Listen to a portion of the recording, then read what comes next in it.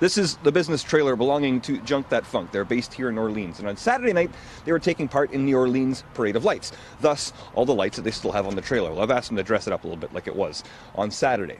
It was dark then, so it would look much more impressive then. Also, you would have heard music, and there'd be a disco ball. They took part in the parade, and afterwards they come here to this parking lot at the corner of Preston and Saint Joseph, and they're getting ready to go, and they decided that they don't need to turn the music down or turn the lights off. They just drive away this way. It's only a few minutes after the parade, after all. But they didn't get very far. And just got pulled over up around the corner here and got a ticket for an excessive noise. The police officer said the parade was over and that the sergeant wanted basically for me to get ticketed. We had a couple of guys, workers in the truck, and we were all a little disgruntled about the whole thing, confused. We do a lot for the community, and to get a ticket like this is just nonsense.